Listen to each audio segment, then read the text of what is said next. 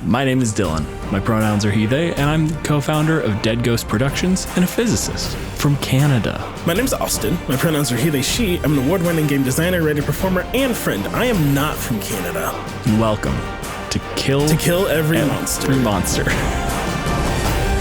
I don't know your candor. What is this pausing? I don't know. Is this Shakespearean? What are we? Iambic pentameter. Legitimately, I just cloned Aram's rhythm. Because that's what I do every time, right? You know what? Well, that's fine. I think it's funnier that I didn't. I don't go here. We're trying our best, okay? Do you two do that live every time? Do you not just have an edited version that's... No, we just do that live every time because Aram is autistic and is not capable of doing it differently every time. And I'm a bassist, so I have decent rhythm. So once I heard it like 2 or 3 times, I can just match him. He does it at the exact same tempo every single time, and I just know it by now. And that's why I get angry at him every time he changes. Every once in a while, he'll just have an odd day, and I get furious. In this episode, we're featuring the Drow. I'm professional.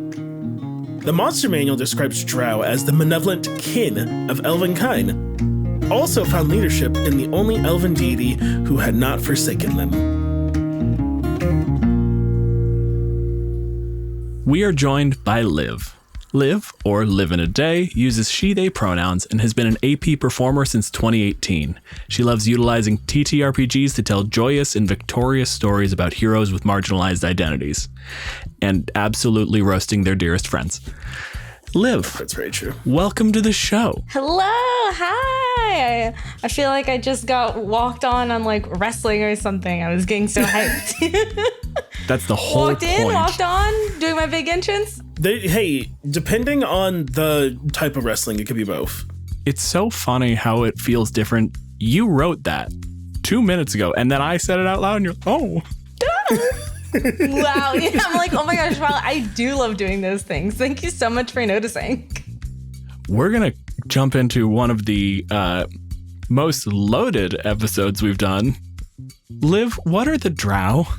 Definitely perfectly written the very first time. Nothing we need to adapt to change or reconcile. No comments, no notes. No notes.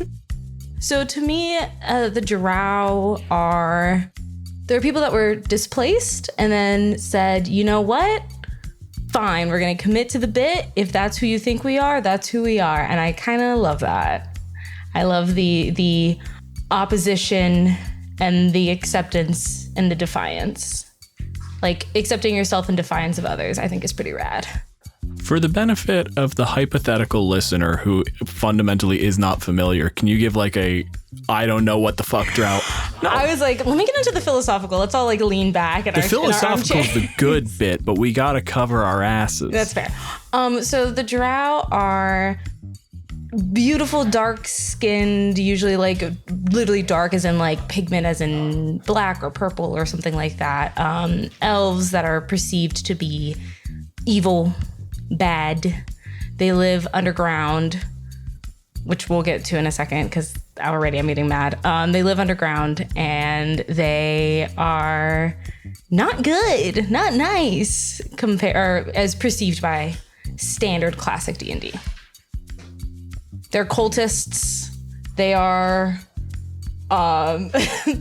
they are matriarchy. The most evil thing you could be. The most evil thing you could be. Respecting, even admiring women? Yeah. Women in charge?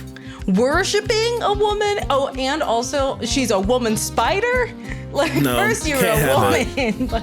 Never mind, changed my mind. Yeah. On board. I know, right? She's so good. Oh, this is so great. What a woman. How dare she stand up and be like, actual pronouns are she, her, and I think this is bullshit. This is one of the things that Austin, you and I talked a little bit about ahead of the recording. They have flip-flopped so many times in the lore trying to decide if we're going to leave room for Lolth to potentially have been in the right, or is Lolth is definitely evil and the Drow are completely like they're the good guys, but they got lumped in with a bad guy, or sometimes both of them are evil, or sometimes both of them are good, and we just haven't decided completely yet. We're going to make that noise a lot today. In the original monster manual, Lolth, bad, no good, evil. Drow, no good, bad, evil. That's original 5th edition.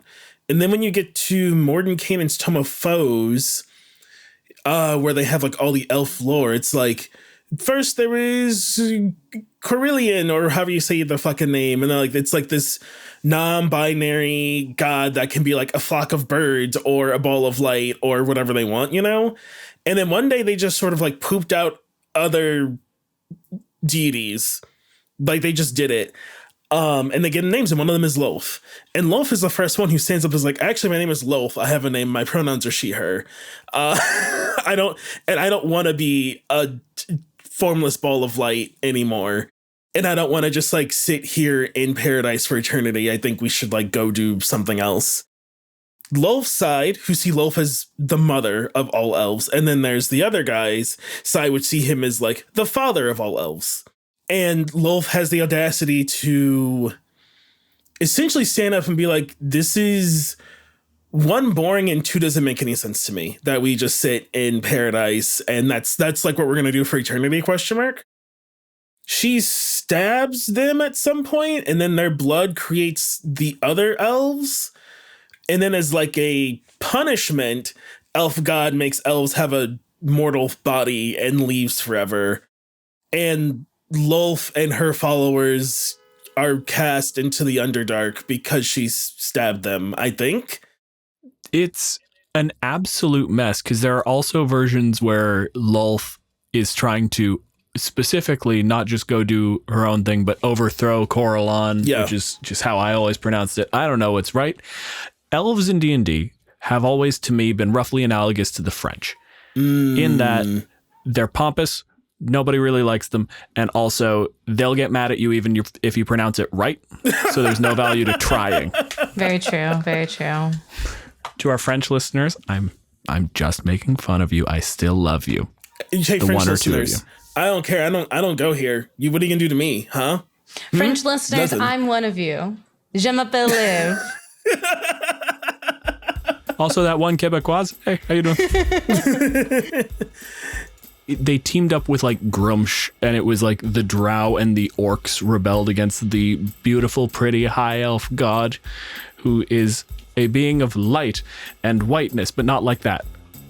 But it's just a mess, because there's never any clear causality to it. It's just one of those sort of weird creation myths that we are meant to take at face value. But then we're also given a race of people whose entire existence is coded to just, this is a god who actually exists and is the motivating force in your society. You obey Lolth. And we don't know what she fucking wants. It's bizarre for a situation or for a piece of lore to be presented as unclear, but also we cannot apply any nuance to it. It's going to be so confusing, but what we walk away from it with needs to be black or white. It's this thing that's frustrating because it's definitely like you see them, because in newer books, right, they've been like, oh, well, like Lolth is evil, but the Drow have just been like tricked. And it's like, well, tricked how? Why? For who? Because of what? It's like they're trying to create nuance and be like, well, no, we're not saying a matriarchal society is bad. We're saying Lolth is just happened to be one bad lady, but Not all women. not all dark-skinned women are bad. However, the one time there was one, whoop, Everyone we've ever written about, absolutely bad. yeah. But there's got to be a good one somewhere. We just Probably. Yeah. I don't know. Have you checked Rashomon?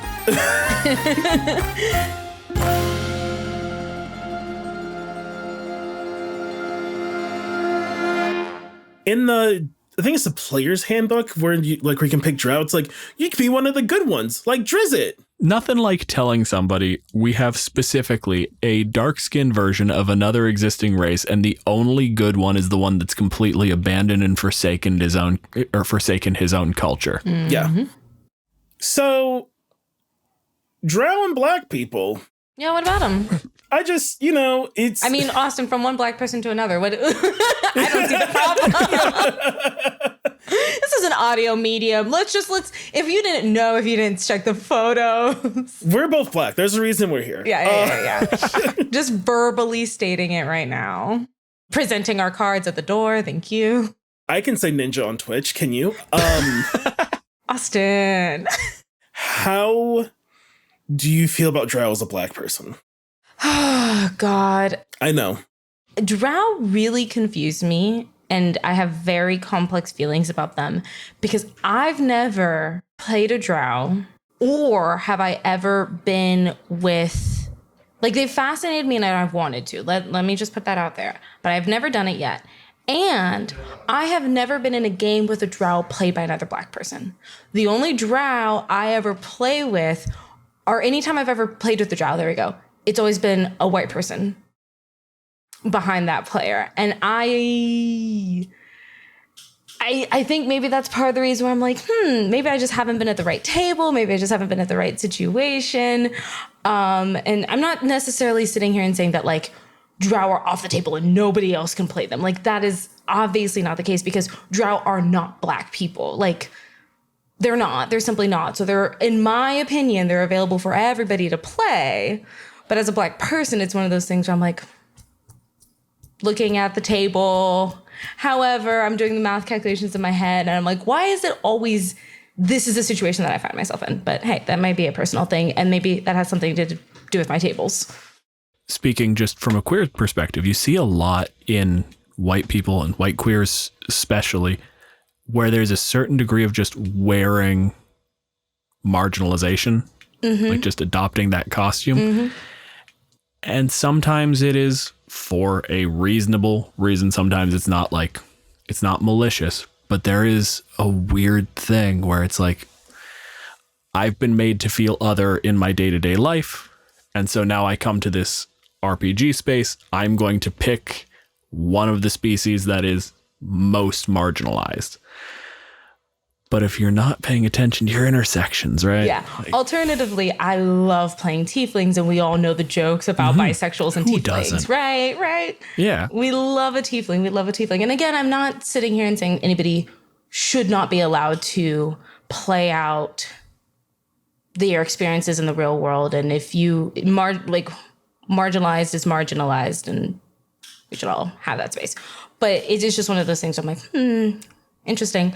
But as a black person, it's complicated because I do think that there's a lot of allegories and analogies that are just so easily baked into Drow, and I do think that they are a character, or not character, but like they have the lore of marginalization that I think would be so well explored if just given a little bit of more respect. And that's just the best way I can describe it, is when we sit here and we can make all the jokes we want about the background lore, but what that tells me is like somebody just didn't think about this enough. Somebody didn't put enough care and consideration into it. They're great, they're interesting, they're fascinating, but if you peer behind, they're a Monet. They're amazing far, far away, but the second you start looking a little bit closer, it's a mess. I just sent some art in our behind the scenes chat in the Discord. Yeah. When I was researching for this. These are black facial features. Yeah, exactly. In a lot of the monster manuals, because of how the art is done, a lot of the times the blackness of the Drow is like full ink jet black. Yeah. And so that's something when you're interacting with old RPG players who want to defend, the game that they've been playing since the 70s.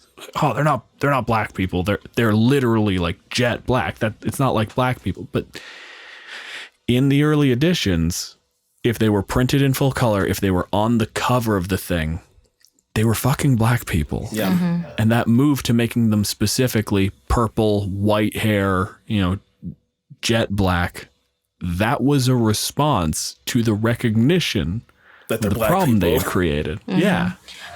The elves are the whitest thing in D&D. So true. Yeah. And all the thought that went into them was, we need to make these elves evil. Yeah. Make them darker. Make them darker. Yeah. Even when you look at the Drow culture, like, yes, it is matriarchal, but it's still so like Eurocentric, nobles, same sort of caste system, same sort of like, the mages are just fucking mages. I think the other thing too, when you talk about like marginalization and playing a Drow, it's so hard because it's like, well, to get the full effect, you have to like play in like canonical D&D, which a lot of species we play in like don't do, right? Like it's like you're a Drow and everyone's evil, and also you're like slavers for some reason. It's hard because it's like the ways I see it reflecting Black culture, like all of these like stereotypes and things I'm like, I don't necessarily want to play in, but like anytime I play an elven character, I always say they're a Drow. Mm-hmm. And I noticed that it's something that like tables I play in just like don't want to like bring up. Like it's like part of the story that doesn't really like matter so much, you know? Or it's asked if I worship like the good Drow, like there's the good Drow god, right? Like the other lady. One of the good ones? Yeah, exactly. Yeah, basically. It's like half an inch left of going like, so does your Drow have a gun? Yeah. Right? So where did your Drow go to school? One of the Drow monsters is a Drow gunslinger. I have no jokes to make. You know what? That swings so hard in one direction, it circles back around, and I'm fucking down. I'm down.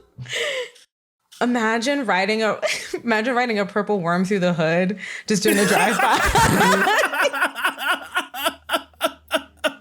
These are my streets. This is my Underdark. What you know about these tunnels? What you know? Drow also is one of those, you know me. I research loser. You do what? You have What? a very successful podcast? That's so crazy. I don't respect research at all. I was going through and I was like, what other like canonical races that you can play in this game have monster entries? And at least from what I can find, it's Duergar. They're the only other ones, the other Underdark people. Yeah. And Drow still have more. Drow have like 20 some different variations of, here are bad guys for you to fight. They have like built a whole society of NPCs for you to beat up for Drow. Everyone else, it's like, oh yeah, you can make a Dragonborn be like a champion, or you can make a elf be a gladiator if you want. It doesn't matter. They can be any race. But there are specifically like Drow mage, Drow matron mother. Why does this need stats? Whenever I'm playing a character, they are portrayed as Black or Latine, which are the two races that I am. Well, and a bunch of other shit. But hey, that's history, right? But those are my two cultures.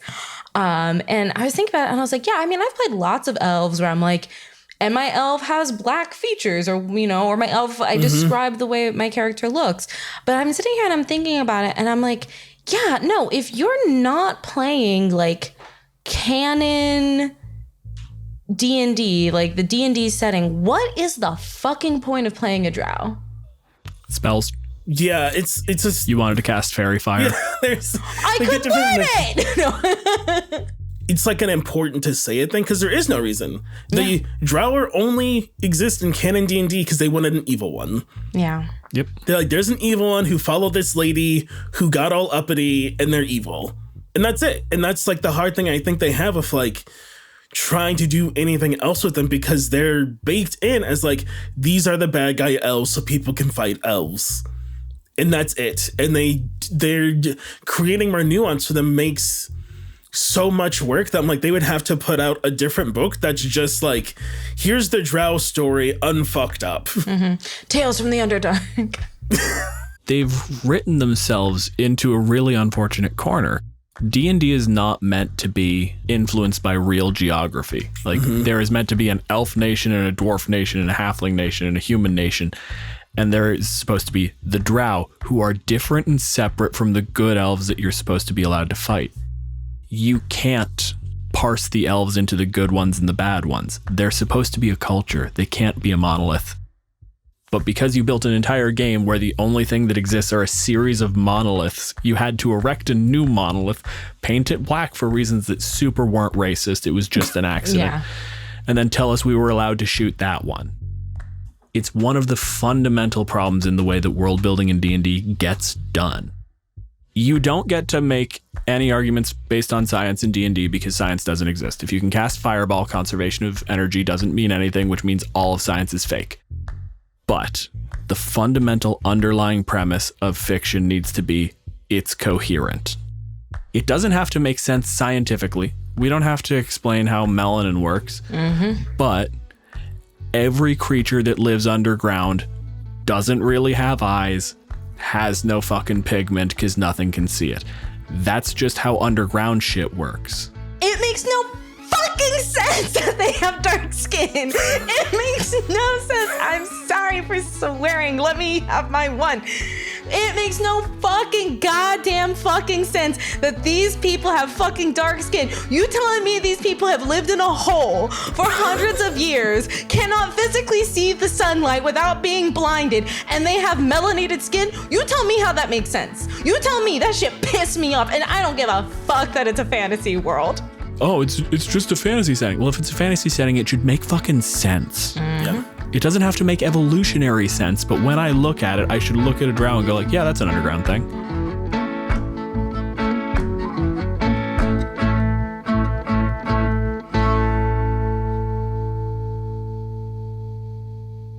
Liv. Are drow monsters? I don't think drow are monsters. That's my hot take. By hot take, I mean lukewarm, cold, ice, straight out of the freezer. I think it's weird to have stat blocks for anything outside of a named NPC that's a bad guy. That is like a person that could be also in your party. If they want to make a drow bad guy that's like an evil wizard, sure, whatever, I don't care. It's going to be functionally the same as any other wizard. You just need the archetypes in the back of the book, and then, like I said, you slap the racial modifiers onto them. That's done.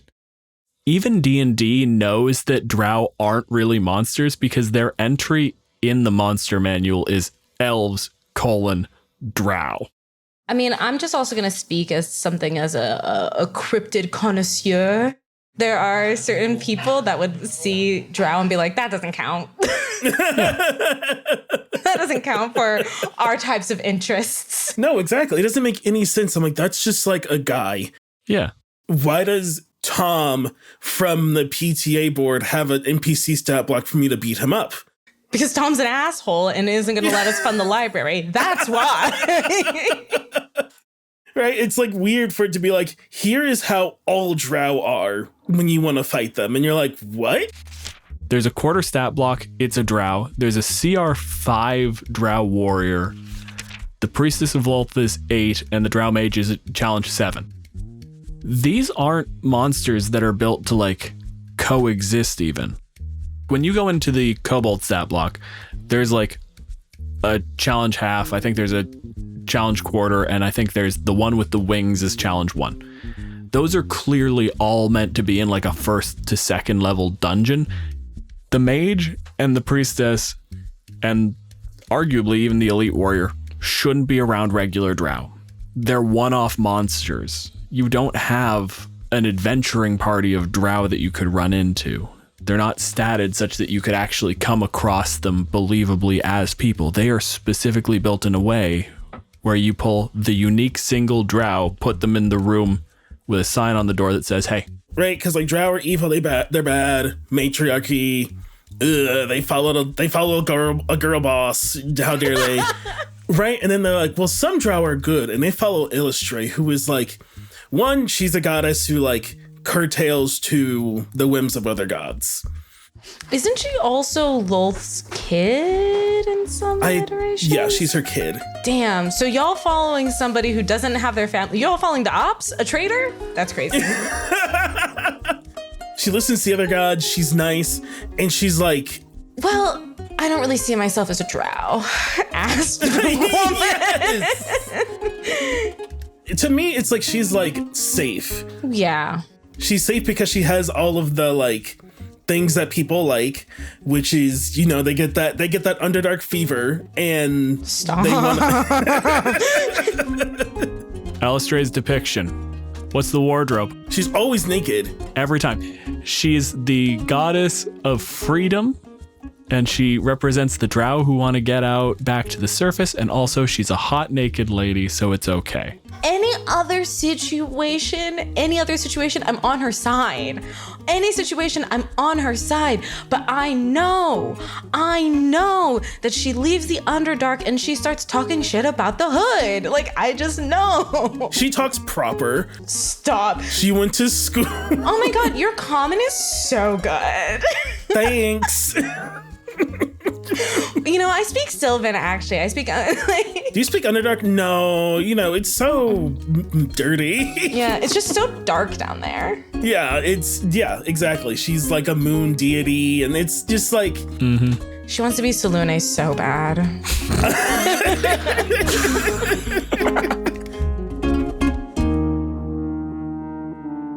Liv, how would you change the Drow in the 5th edition Monster Manual?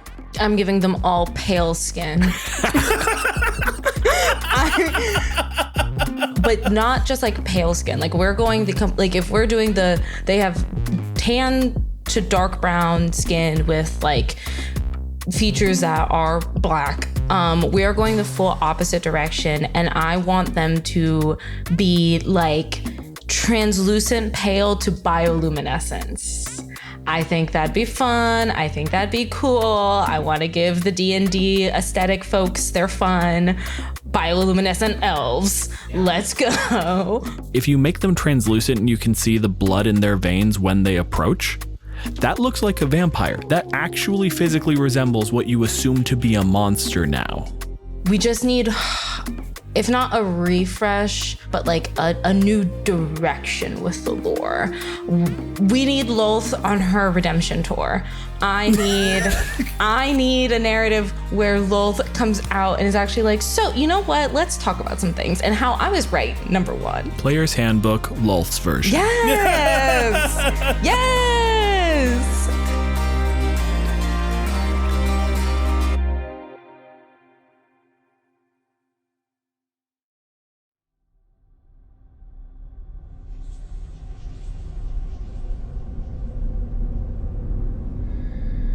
There is debate to be had amongst the various scholars of the world whether the Underdark is another plane of existence or simply down. It's legitimately unclear. There are some tunnels that connect up the way they ought to, and there are some times where it just doesn't feel like the spatial dimensions are aligned, where you dig down and you should be falling into some sort of chasm where a city is, and it just isn't there. Despite this, tremors in the earth come from down. About 4 or 5 days ago, the tremors finally intensified enough that at the lower levels of the city, you could feel them coming from above.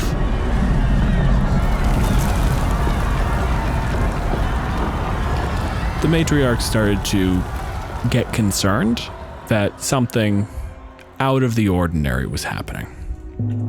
So I want to know who it was in each of your cases, doesn't have to be the same, that told you to find out what in the fuck is going on and why you specifically are qualified to address this issue. I believe that it was, I know it is, my commanding leader. Like I'm a part of some sort of force, essentially, military force down here, guards. And so I've been sent on a mission. I fucked up the last time, and now I have to do the grunt work. So I have to go investigate and figure out what all this is. Is this a chance to redeem yourself, or is this a punishment for having fucked up? I think it's a punishment. Yep. Shaking over there, fucking send her. Just go. We'll talk in a couple days, hopefully. If I can make it back. Austin, how about you? It was my mom. My mom told me to go. Based on what qualification? Was this legitimately came into your room and was like, hey, I do a lot of... Is it called spelunking when you already live underground? Spelunking just means exploring caves. I don't think going into the cave is necessary a prerequisite. I think I already do a lot of exploring and spelunking and whatnot. And so it's like, I think it was like an ask of like, you're just home. Do you want to go like see what that was about? All right. This was sort of like an enlisted, like, we are going to send someone out to investigate this. We need to make sure she doesn't get lost. We know you have this thing you do. Can you please act as the scout to bring our investigator to the site where everything seems to be going off? That works. Which was so unfounded because I'm perfectly fine and capable. I've never messed up in my day of my life. We all read the newspaper. It was news? They got a dwarf in to fix the printing presses to print this. So here's what I want to do. I want 3 rolls. You can split them up between yourselves, however you like. But I want you to make me 3 checks telling me how you navigate this. And that's basically going to help me decide how much I fuck you over at the start of the fight. I don't know why it's being said like that, but okay. Because I like to be upfront with people I respect, which is why I don't tell Aram what I'm doing. I'm gonna roll wisdom because I think that some of this area, patrol, exploring, doing other jobs and tasks, it's muscle memory. It's instinctual at this point. I got a 10. Plus anything? Oh no, it was a 9 plus 1. You go in relying largely on muscle memory. You're doing kind of a rote patrol. Something's weird. We're getting like earthquakes, except the earthquakes are coming from the ground that's above us instead of, where the most ground is.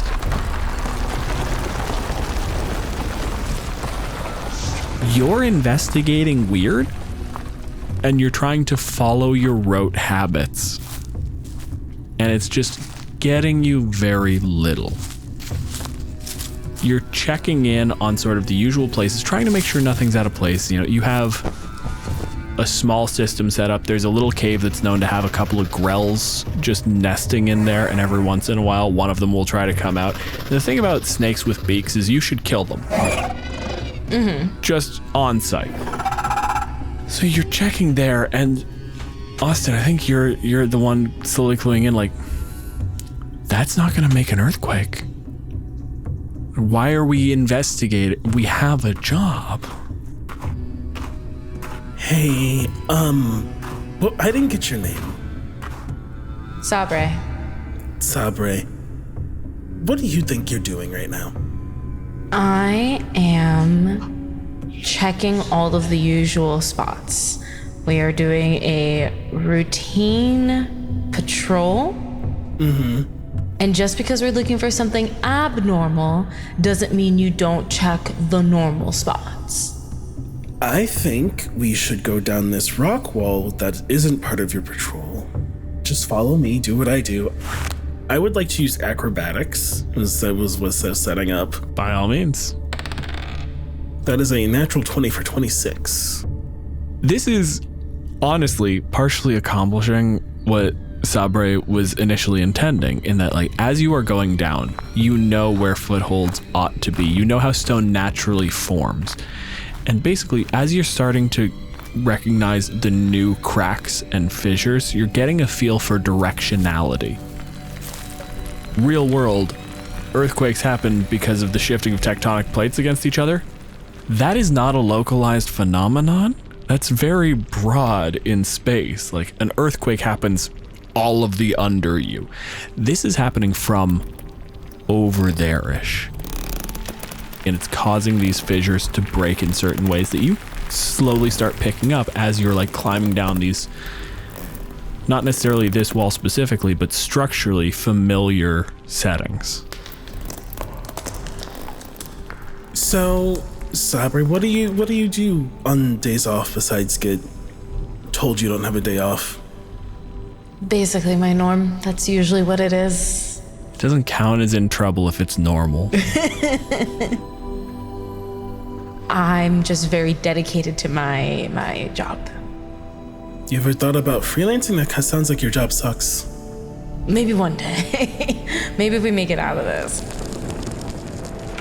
So we're saying it's like coming from, or we're able to kind of see what direction it's coming from, right? Like Yeah, you're getting a feel for like, it's heading generally a little bit up from where you are and sort of in a northwest. Mm-hmm. One of the things you can piece together immediately looking at it is like, this is coming from something that is forcing stone aside.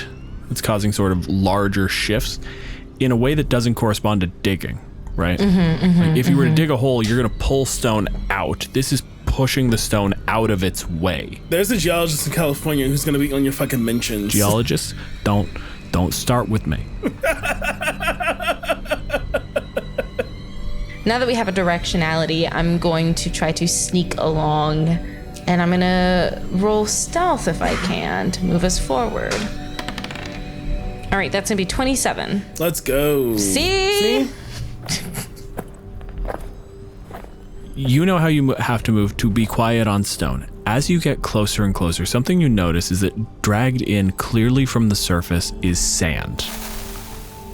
Something is drawing this behind it, which is a little odd, and it changes how you have to move. There's a moment where you nearly get caught. Not necessarily by anything, like you just have this internal voice in your head of like, if I'm quiet enough, nothing can see me. And anytime you like fuck up your stealth, it's not necessarily that something saw it, it's that the voice in your head goes, gonna get caught. Yeah. You have one of these like mini sort of pseudo panic attacks as you plant your foot and it slides a little bit. It's when you recognize that you just stepped on some sort of crystal, and then you look a little bit closer, and the way that the crystal sort of courses through the sand, and you realize you didn't. You stepped on glass. It's like you like step on glass and you like pick it up and you're like, what's this? And I'm like, glass. You also recognize it as glass from the word go, but also if you're walking through sand and you step on, because this is a huge like lance of glass. Yeah. Austin, that's what really sells it to you, is when it cracked, when she picked it up, it is like a lightning bolt solidified.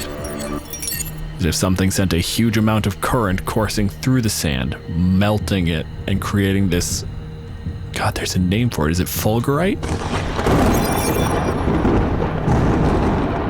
The glass that forms when lightning strikes sand. Yeah, it's really sick.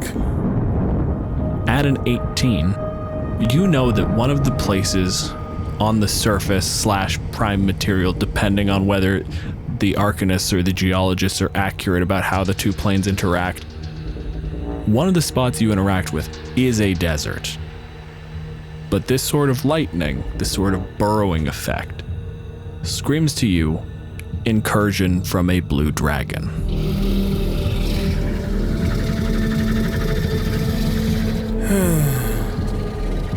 So, Sabre, what do you plan to do when we retire?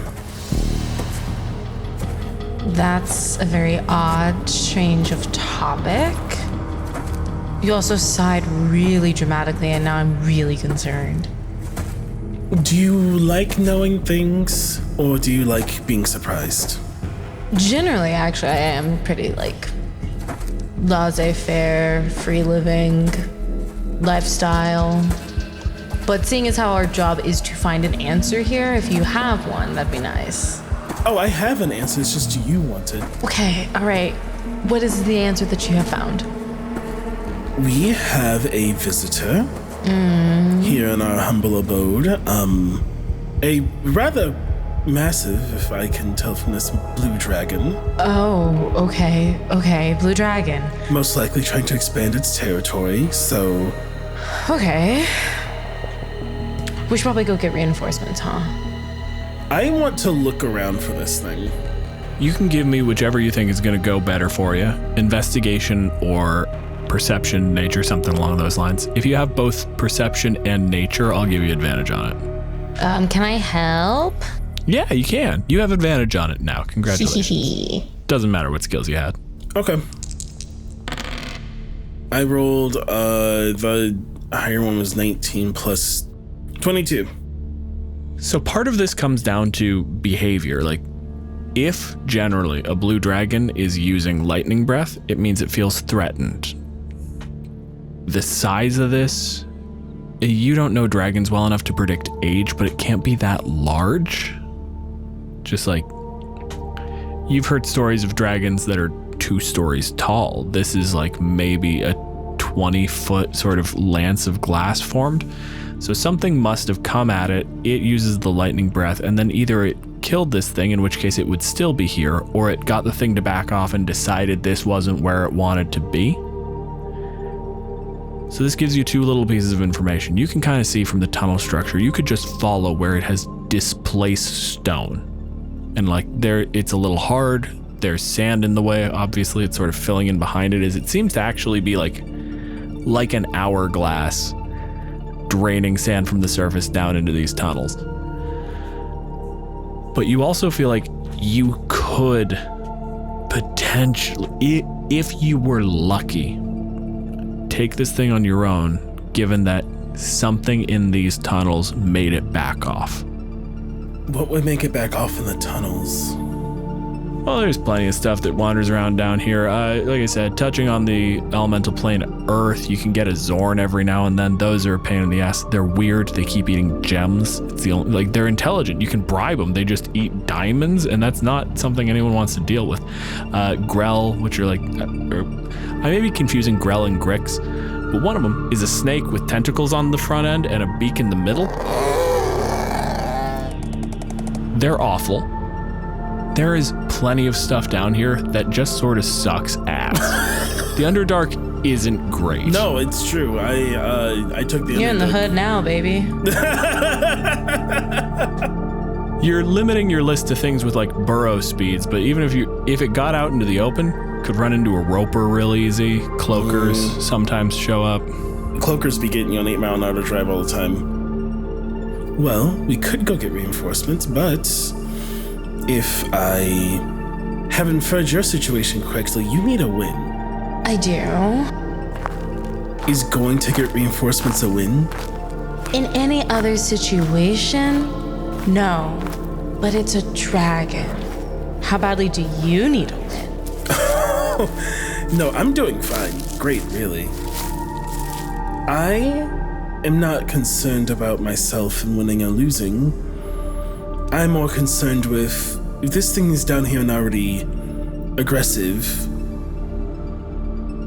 a large force showing up can make it worse. We could be able to get it to just leave. I've heard stories of dragons having some sort of intelligence to them, so we could try to just get it to leave and resist bloodshed, but if it comes to it, I mean, I sharpened my swords this morning. Well, if you are confident, then let's give it a shot. How good are you with talking to people? I have my charms. Good, you take point on the talking. I'll be ready to assist if needed. Okay. So, depending on how well you did, I was basically just modulating some of the difficulty on this fight. 2 rolls above a 20, and like a 10 isn't a success, but it's not fucking bad enough to punish. What was it, like a 27 stealth roll? That's gonna ride. You're gonna get a clean approach. Basically, you are going to come up to a cavern. You can see that this is somewhere where the dragon clearly got lost several times. As I mentioned, like there's a point where dimensions seem to wrap onto themselves, where this extra planar space / directly adjacent to the material plane like can dig a hole between the two. Really fucks with your sense of distance. And this dragon seems to have dug out of here, got lost, and wound up digging back in through several tunnels. And you can see that they've just sealed shut puddles of sand that were just flowing back through the tunnel by just breathing lightning across them and sealing it with glass. It seems tired. The other thing you're getting out of your multiple 20s here is it does not currently have its breath weapon charged. It has been basically using that to make sure that it isn't buried as it tries to rest. it seems frantic and concerned. So, are we on it yet, or we can just tell that we're getting close to it? You're currently looking at like about a 40-foot diameter off spherical room. Like there's a clear floor to it, but it's very, very well domed. This thing, because it's had problems with burrowing creatures, is trying to keep itself like curled and in the center, and it seems to be trying to like just get some rest in. Like I said, looks immediately frantic, but is also like trying to just like, I am not getting out of here right now. I need to be here until I can figure out a plan.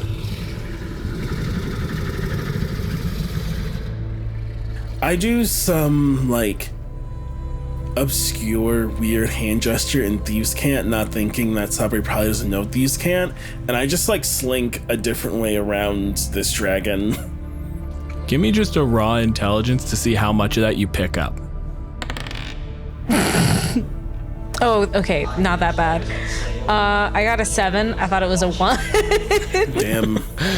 I mean, yeah, not that bad, but like, no, you were 100% right the first time. Just what the fuck are you? Yeah.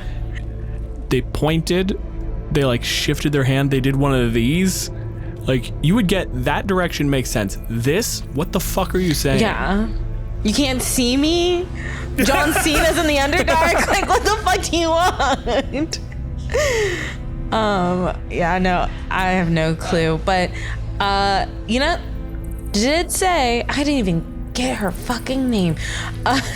She did say that I was gonna do the talking, so I'm gonna walk right up to this dragon. If you have performance, you can roll it. Otherwise, I just want a straight charisma. I don't have performance. That's a 13. Super duper lucky 13. Yeah, I'm gonna give it to you. Hell yeah! Not high enough for a success. Not high enough to be rewarded, but certainly not low enough to be punished. Woo. You come out, sort of just hands a little wide, just making it clear that you're not like going to attack. Sun's getting real low, big guy. You see this thing kind of crack an eye like it was trying to sleep, and it just shifted and happened to look, and you smell the ozone cascade towards you. You feel the light crackle as your hair just sort of shifts and tries to stand up a little bit. If it hadn't been sealing off these tunnels, you would have been electrocuted. Fine. As it sort of gets its bearings and like recognizes a little bit more detail to the situation, it shifts and it stands. It's maybe the size of like, honestly, you don't have a good reference for size because it's like 15, 16 feet tall, broad as like maybe 10 feet wide. Like, this is a huge creature. The closest thing you could do is try to describe it in terms of a horse, but by the time you're using horses as units, like, oh yeah, it's a horse and a half tall. Well, that's not a fucking useful measure anymore. What does a horse and a half look like? Horrendous. Terrible. It seems like you don't want to be here, so how could I help you leave? Roll me an insight check. Not gonna do it. No way in hell. Illurax the Indomitable does not arrive in a place it did not intend to reach. I intend to be here. This domain will be taken as part of mine. What you have will be added to my horde, and if you are lucky, you will be allowed to attend to it. Austin, I want you to also roll me an insight. Then that's a flat 14. Full of shit. Nice. Nice. Solid. Incredible. This dragon is clearly like trying to cover its ass, like just talking any shit that it can, trying to get you to be intimidated, to just establish its place in the pecking order as the dragon in the room. Now, on one hand, that is factually accurate. Can't argue with that. It is the dragon in the room. That is firmly established. However, this dragon is lost and confused and potentially a little scared. Now, 14 isn't that high, so you also don't know if afraid is a good or a bad thing today. Okay, I would like to use, so here's my reasoning. I'd like to use a stealth roll. Okay. But I want to be using it to project my voice in a way, knowing my streets, to project my voice in a way in this cavern where I can't tell where I'm speaking from. What do I need for a ventriloquism check? What we're going to do here is we're going to use one of the rules that they talked about being a rule when they like put 5th edition out and then they never used. You're going to make stealth as a charisma check. What the fuck does that mean? So if you're proficient in stealth, you get to add your proficiency to it. Okay. But it is a charisma roll. Oh, okay. That's why everything in the adventures is always written as like strength brackets, acrobatics, or whichever order it goes in. Because you're supposed to be able to say, oh, this is an acrobatics check, but it's going off of your strength because you're doing a flip, but you're trying to like muscle through it. You're trying to do an intimidation check based on raw fucking size. You know, the more you learn about this game, I got a nat 24-23. Oh, fuck off. Yeah, no, yeah. Dylan, do you see it? Come from everywhere. Listen, get off my back. It's not my fault I rolled dice nice, okay? Oh, hey. Just enjoy look. it. Yeah, it's great for telling stories about people who lie about their dice rolls. So, your voice comes from everywhere. You recognize where you are. Like the stone and the fucking glass just create an echo chamber. So as long as you're sufficiently loud, in a weird turn of events, that's gonna mask your position. Hello, I didn't catch your full name, and I'm not really sure I care. You seem, as my friend said, lost and confused. So I suggest you stop puffing your chest, or if you'd like a faster way out, I can certainly help you. Highs or lows? Highs? I just rolled a d20 just on raw response because you legitimately just called a dragon out for being kind of like, for puffing its chest out, for trying to seem bigger than it actually is. Mm-hmm. That can go very hard in either direction. D20 rolled a 1. Immediately, Sabre turns its back to you. It just starts trying to find this other voice. This domain will be mine. I will crush you. I will use your blood to paint a warning to any who come after you.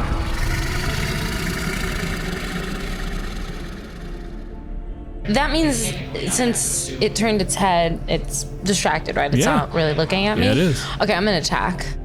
Okay. We're gonna roll for initiative. It's surprised, you're gonna get to act. And rolled a 1. That's all right. Austin, I just rolled another 1 for the fucking dragon. Dragon's a flat 10, so you have the better dex. I did indeed get a 20. Austin, you rolled a 20, so you can act on the surprise round if you want. Oh, yeah, absolutely. Sabre, you're acting before the dragon. I'm gonna use my multi-attack. I'm gonna make the first of 2 attacks with my short sword. Okay, that's gonna be 26 to hit. Yeah, 26 hits literally everything. 9 piercing damage, and then 3d6 poison. 9 poison damage, so 18 points of damage. Yay! You want to make your second swing? I do. Thank you for reminding me of that I have that. Okay, that's gonna be 17 to hit. 17 does not hit. The first swing, basically, while it's not paying attention, it's looking away from you, so you're basically stabbing along the grain of the scales. As it turns and it wrenches your blade out, it looks like it hurts like a son of a bitch. And you try to take that second swing, it just raises up an arm, and just your sword skitters off the scales. Once you're not like coming from that angle, these are like stone. Austin, you're up. I'm gonna try and shoot it with my crossbow. You got advantage. I have advantage. Well, you did roll a fucking bullshit stealth roll. Does a 19 hit? A 19 just hits. So I have this cute thing where any hit on a surprise creature is a critical. Yep. So I'll start with just my crossbow. So it's 12 piercing damage, and I need the dragon to make a Constitution saving throw, please. I can do that. If this rolls another one, I'm not playing with you anymore. Dylan, you get it. You get it. See, before you said you didn't get it, and now you get it. Yeah. Now you get it. Okay, that is, with bonuses, an 18 con. Okay, so it's saved. So instead of taking 48 poison damage, it'll take 24, because it takes half. So far, it's 24 plus 9. I'm not done yet. Oh, good. I also get sneak attack damage. Do I double these dice as well? You do. Every die that is connected to the attack. An additional 27 more damage. It's one thing when there's like a really lucky player, and then it's another thing when there's a player that sucks all of the luck out of you. What do you mean? I don't do this on purpose. It's like, you do. why am I, you sit down, you play a Drow, and suddenly you get all of this hate and harassment. No. I have this smoke for you on the daily. You get lucky. Sabre basically pulls the attention of this thing, and you pull the exact same trick she did, where once the head is turned, you fire just along the length of the neck, and you watch this bolt skid off of one of the scales, but that tilt just shoves it directly up in between two more, right at the base of this thing's skull, in a spot where it like cannot reach at it. It drives home, the poison seeps in, and it roars. It roars, and you watch the lightning crackle in its maw. We're gonna start the next round. Austin, you rolled a 20 because you're a I didn't. I sent you a picture. I know you didn't. Austin's a wonderful and honest player. You should have them on your shit. So, it's your turn. Sabre, you're within 5 feet of the dragon, correct? Made melee attacks. She must be. Yep, I have to be. Incredible. I'm gonna shoot another crossbow bolt. I will get sneak attack because an ally is within 5 feet of the dragon and is not incapacitated. Yep, that's why I played a warrior. So you don't currently have advantage on it. No, I don't have advantage. But you do have your sneak attack. It was a natural 20, and you said just 19 just hits, so that hits. So did you just say natural 20? No, unnatural 20. Okay, I was gonna lose my shit. No. No, the 20 does hit. You're good. I need another Constitution saving throw. On the die of 15, it adds a whole bunch. Okay, it'll take half again, so let me roll that.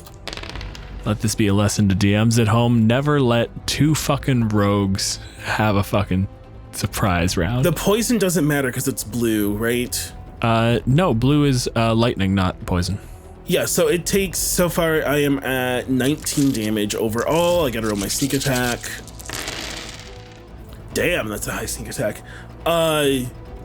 19 plus 14. This is bad. The dragon is starting to truly panic.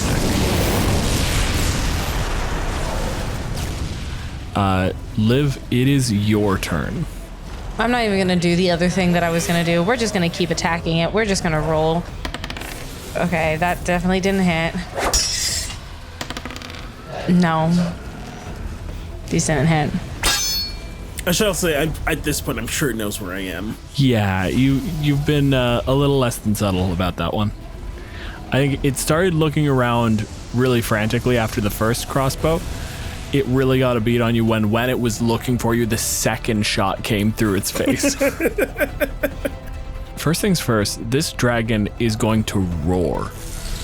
The lightning starts crackling, and then it just shrieks. It's the only word that you can describe it, but it goes so low you feel your bones vibrating. You start to wonder whether it was burrowing that caused the earthquake or just this thing yelling. And I'm going to need both of you to make wisdom saving throws. I got a flat 15. I got a 12. Okay, so this is the dragon's frightful presence. Creatures within 120 that the dragon is aware of succeed a saving throw or become frightened for 1 minute. You can repeat the saving throw at the end of each of your turns, ending the effect on itself and on a success. If you succeed, or you get a save at the end of your turn, you'll get to you're immune to it for the rest of the day.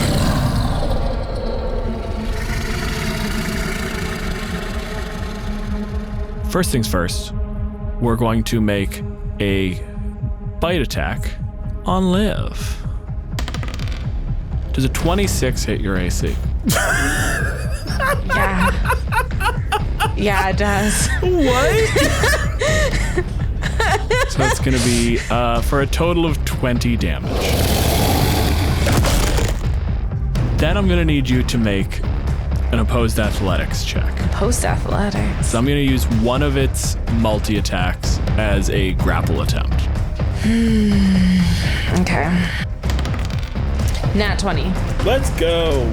Fuck yeah. No, Thank God. in total, the dragon rolled a 22, but you got your nat 20. It comes, it bites. You feel the teeth sink down into your armor, just barely punching through, so you feel tooth go into skin.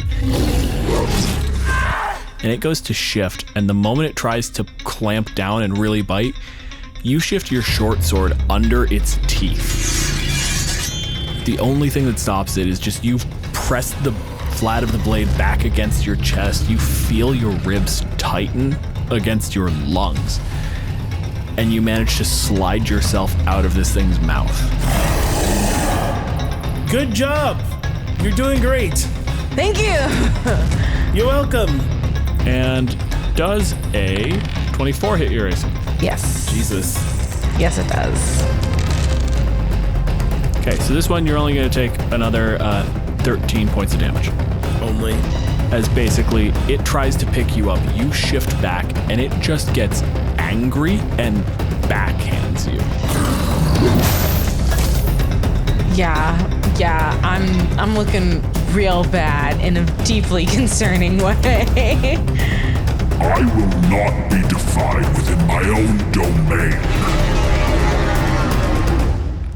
This ain't your hood. This is not your hood. Okay. Whoever feels the best about it can make me a charisma check.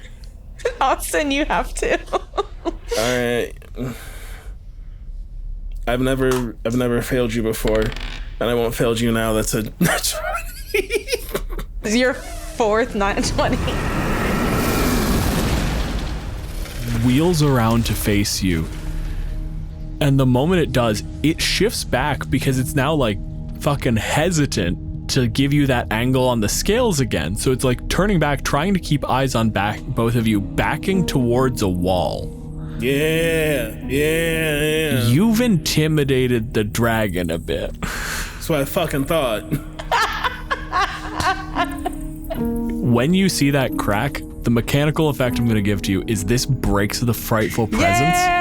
Because it's very hard to be afraid of something when you realize it is afraid of you. True. Talking mad big shit. Austin, it's your turn. Now, would you like to take us up on our earlier offer to get assistance to leave because you are clearly lost and confused? Or would you like us to continue killing you? The choice is really up to you. You're a big kid, you can make your own adult decisions. But I think we've made it very clear we don't take kindly to people trying to take what's ours. It shifts uncomfortably. The humans led a dwarven expedition that tunneled into my treasury. I also resent invaders. Then why ain't you got all this smoke for those humans? Down here talking mad shit. I started waving my sword at all the glass. You got a lot of lightning breath for the wrong people. Are you familiar with the gnomish invention black powder? Yes, actually. When your home explodes around you, immediate action need be taken. I will be happy to leave. I require somewhere to go. If you can provide me direction into one of their cities. They named a outpost to the north of Baldur's Gate as their home base. If you can direct me to where they might have taken my spoils, then I will take that as your active fealty. Austin, you immediately see that this is like the same sort of fucking puff out your chest. I'm gonna make this into like you're paying me to leave. I will take this as your active fealty and allow you to stay here. No, you see, here's how this could work. We will lead you back to the matron mother of our community. She can provide you with directions or instructions in terms of your fealty to her. And perhaps we can discuss these humans and gnomes that have taken your things. We don't take kindly to people taking things. We can work out some arrangement perhaps where we can help you get these things back. And we can all go back to our homes. Or, and I load my crossbow, we can take your head as a treasure and go take your things for ourselves. Roll me an intimidation. Can I help since I am, also there? Yeah, absolutely. Just have the tip of my short sword up against this dragon. Thanks for the help. I don't have any bonus, so that's just a 19. That is high enough that I'm just going to roll the d20 flat as an 18 on the die. Okay. I'm going to tell you exactly what I had planned. If you didn't sufficiently intimidate this thing, it was going to let you lead it back out of a tunnel, and I was going to shoot lightning down the entire length of that tunnel, definitely killing Liv immediately. Yeah.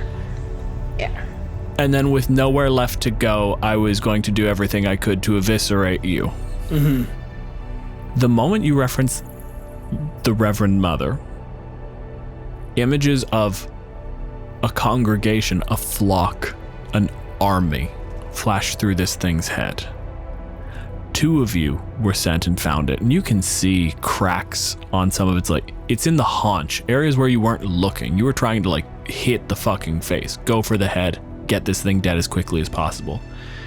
But you can see the singes across the scales, the places where a few scales are cracked down the middle, where clearly something tremendously heavy fell in a presumably collapse of a cave. And you can see spots on the wings where it's been bit and torn at by, again, probably those fucking Grell, which are really good at hit and run tactics in tunnels. And it agrees. I will negotiate with your Reverend Mother. And if she can be of use, I can negotiate a price for its intelligence. I think you should spend maybe a little bit of time thinking about how you will be to use of her. She's right. I would watch your tongue around her. You think we're bad. Lead before my mood changes. Watch your tone, outsider. Watch your tone, snack. I like this one. Not bad. maybe the best way for me to get out of a bad situation is if I bring it as a pet to the Reverend Mother. Thank you for joining us for the Drow. If any of the ideas we've discussed on the show have sparked some of your own, tell us about it on Twitter at KEM Podcast. You'll find me at DJ Malenfant and Aram at Aram Vartian. For ad-free episodes, early releases, bonus episodes, print-ready maps, our new audio DMs notes, and my character sheets for each encounter, head over to patreon.com/deadghostpro. Our intro theme and many of the sound effects you hear in the show were created by Battle Bards. Check them out at battlebards.com. This episode was produced by Aram Vartian and Dylan Malenfant. I also did the editing. We were joined by Austin and Liv. You can find Austin at Sailor Scout Austin and Liv at Livin' in a Day. And if you are anything like me and all of that information just fell right out of your head, you'll find everything you need at killeverymonster.com.